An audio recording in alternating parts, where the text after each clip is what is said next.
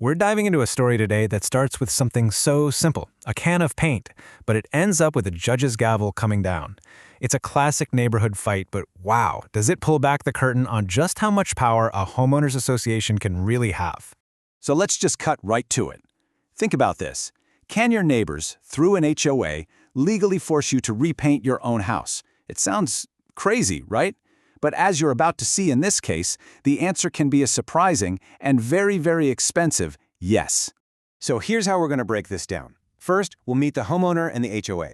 Then we are going to decode the actual rulebook that caused all this trouble. We'll look at the case for both sides, then get to the judge's final ruling, and we'll wrap it all up with why this whole paint job fiasco actually matters to you. All right, first up, a homeowner versus the HOA. Let's meet the people at the heart of this problem. So in one corner, we have the homeowner, a guy named Jerry Grossman. And in the other corner, we've got the Gainey Ranch Community Association. It's that classic setup, right? One person's dream for their own home up against the rules of the entire neighborhood. So what kicked this whole thing off? It was pretty simple, actually.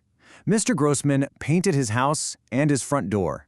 But the problem wasn't the quality of the paint job. The entire issue, the whole legal battle, came down to one critical oversight.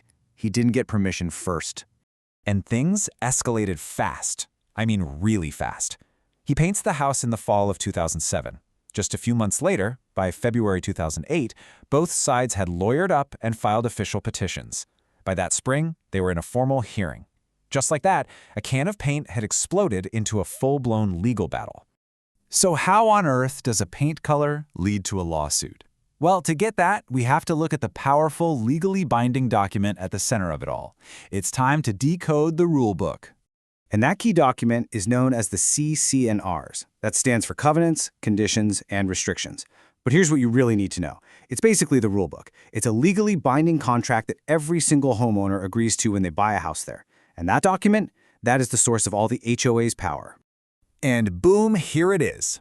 This is the exact sentence from that rulebook that this entire case hinged on. Article 4, Section 2A is, well, it's pretty clear.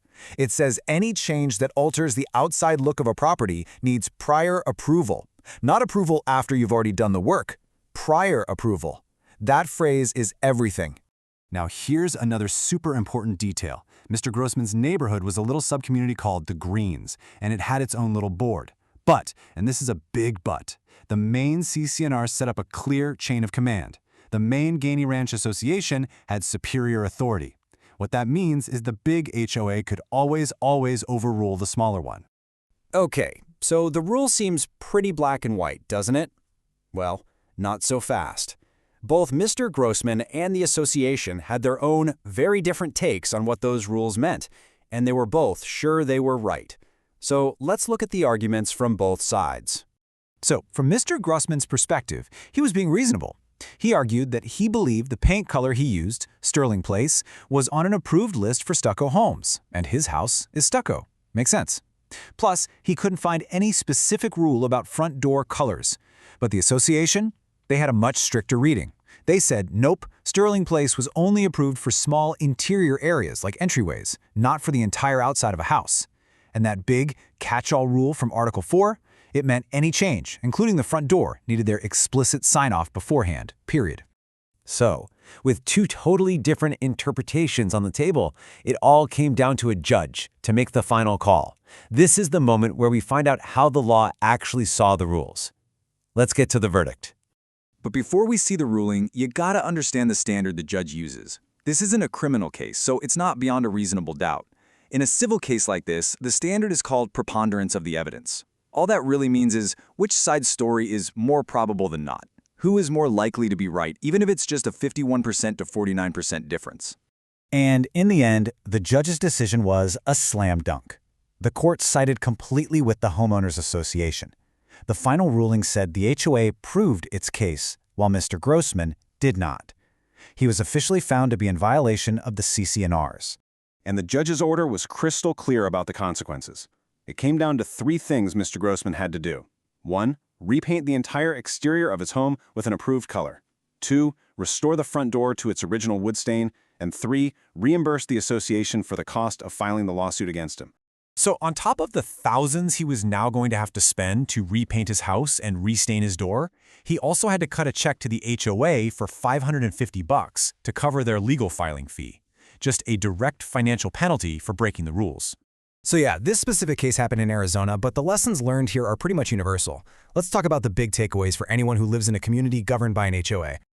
Here are the 4 big ones. First, and this is the most important, that CC&R document is not a list of friendly suggestions. It is a legally binding contract. Second, prior approval means exactly what it says. You have to ask first. Trying to ask for forgiveness later is a losing game. Third, the hierarchy matters. Your little local committee can't protect you from the rules of the main association. And finally, thinking a rule is vague or ambiguous probably isn't going to save you in court, especially when there's a broad catch-all clause in the contract.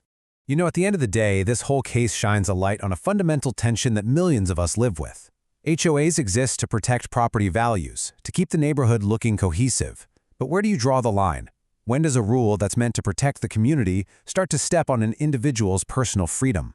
It's a balance every neighborhood tries to find, but as this story proves, when things end up in court, that written rule book, it almost always wins.